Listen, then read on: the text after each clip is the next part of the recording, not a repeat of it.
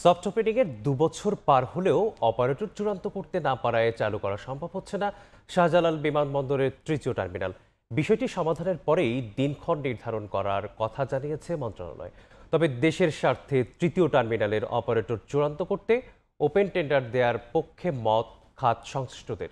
বিগত সরকার ব্যক্তি সুবিধা নেয়ার লক্ষ্যেই অনভিজ্ঞ প্রতিষ্ঠানের সঙ্গে চুক্তি করেছিল বলে অভিযোগ তাদের। অর্থনৈতিক বিবেচনায় টার্মিনালটি চালু করতে টাস্কফোর্স গঠনের পরামর্শ বিশেষজ্ঞদের। কাজল আব্দুল্লাহ রিপোর্ট।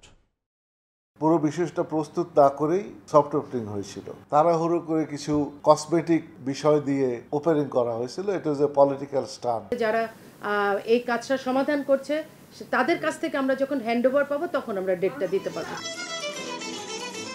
জমকালো আয়োজনে ২০২৩ সালে পুরো কাজ শেষ না হতেই হযরত শাহজালাল আন্তর্জাতিক বিমানবন্দরের তৃতীয় টার্মিনালের সফট ওপেনিং করে বিগত সরকার। কিন্তু নির্মাণ কাজের ৯৯% অনেক আগে শেষ হলেও অনিশ্চিত হয়ে পড়েছে উদ্বোধন। টার্মিনালটা বেশ সুন্দর না?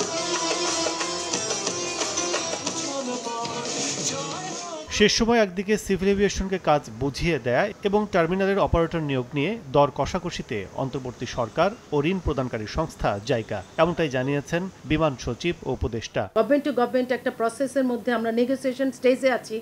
এই মুহূর্তে সেই নেগোসিয়েশন শেষ না হওয়া পর্যন্ত এই বিষয়ে কিছু বলা যাচ্ছে না। আমাদের যখন একজন অপারেটর সিলেকশন হবে, এর পরের ধাপটা হচ্ছে ওরাট, অপারেশন রেডিনেস টেস্ট।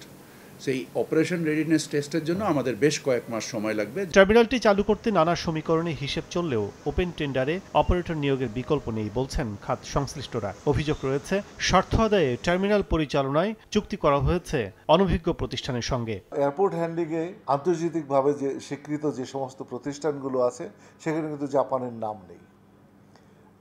আমি জানি যে সিভিল এভিয়েশনের ইচ্ছার বিরুদ্ধে কিন্তু তখন প্রধানমন্ত্রী কার্যালয় থেকে জাপানকে দিয়ে দেওয়া হয়েছিল।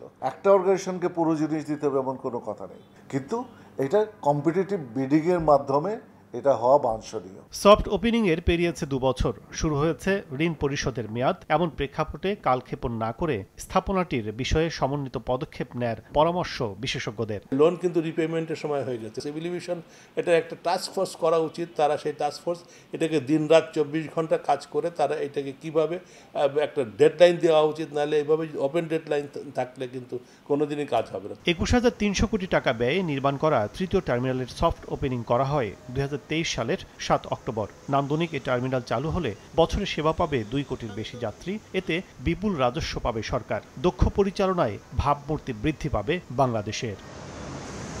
কাজল আব্দুল্লাহ, সময় সংবাদ, ঢাকা।